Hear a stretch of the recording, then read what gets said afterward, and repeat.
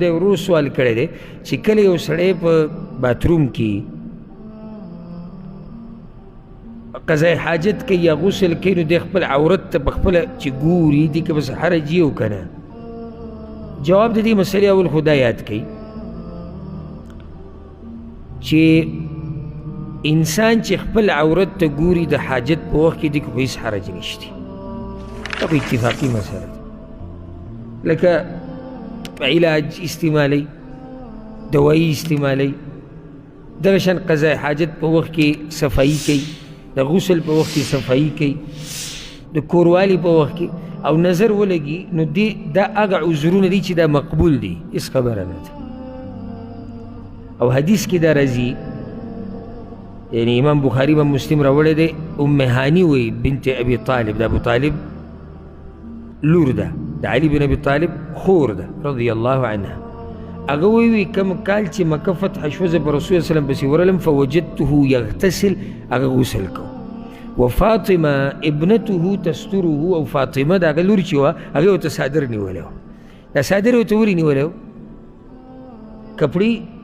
لرې کړې وي نو معنی ده چې غسل ټیم کې خپله جامه لرې کولی شي دغه شان اودس چارده استنجا وخت کې د علاج په وخت کې عورت باندې نظر ولګي ضرورت دپاره دې کې څه حرج نشته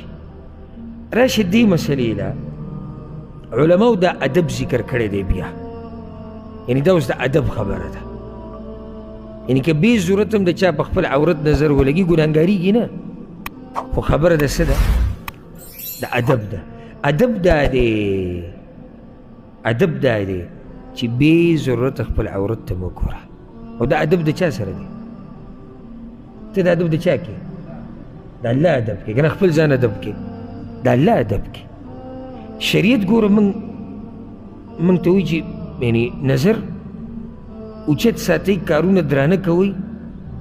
او د سپکو کارونه ځان لرې ساتئ په سپکو کې یو دا دی چې سړی خپل عورت ته بې ضرورته ګوري او په دې به ته زه یو دلیل وښیم بلکې دوه به درته پې وښیم حدیث د بحث ابن حکیم چې هغه د خپل نیکه باره کې وایي هغه وایي چې ما رسول وسلم ته وایي یا رسول الله موږ په دې خپلو عورتونو کې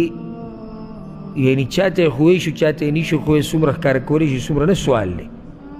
امام ابو داود دا حدیث راوړی رسول وسلم ورته وایي د خپل عورت خیال ساته سوای د خپلې بیبي نه یعنی چاته یې نشي خوی الا دا چې ښځه یې ویني دا عذر دی د دې اجازت شته او یا وینځه نو ما ورته چې رسول الله چې خلک یو بل سره یعنی ښځه نشتي وینځه نه ده عام خلک دي یو بل په مخ کې لګیا دي یعنی غسل کوي رسول صلی الله علیه وسلم ورته وی چې څوک یې وي نني خپل عورت په چاته نه ښکاره کړي او پټ ساتي وی ما ورته چې یا رسول الله اذا کان احدنا خالیا که یو سړی ځان لري یوازې لامبي نو بیا وی الله احق ان یستحیا منه من الناس چې د خلکو نه عورت پټ ساتي د حیا د لاسه نو الله خو ډېر حقدار دی چې د هغه نه ته دا حیا وکړي نو الله ډېر حقدار دی چې ته دا حیا وکړي بې ضرورته که ته دا د حیا خلاف دی امام ابن ابي شیبه ابو موسی اشعري رضی الله عنه باره کې دوه اثر راوړي دي او دې ته غوږ کښېږدئ هغه دا وایي وایي زه په خپل کور کې غسل کوم ابو موسی اشعري وایي رضی الله عنه وایي زه په کور کې غسل کوم او رڼا نه وي په هغه وخت کې رڼاګانې وي نو هغه ډېوې به وي او به غریبي وه چا سره به چا سره به نه وي وایي زه کور کې غسل کوم او تیاره نو چې کله په ناسته باندې زه غسل وکړم بیا چې کله زه د خپلې کپړې پسې پاسمه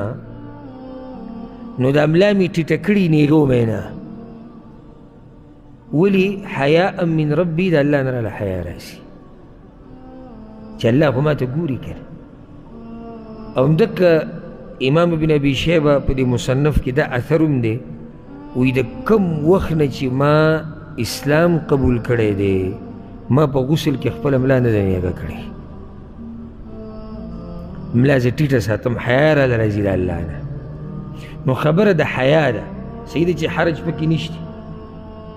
خو دومره ده چې مؤمن کې حیا وي د خپل رب نه حیا کوي بې ضرورته خپل عورت ته کته دا ښه طریقه نه ده.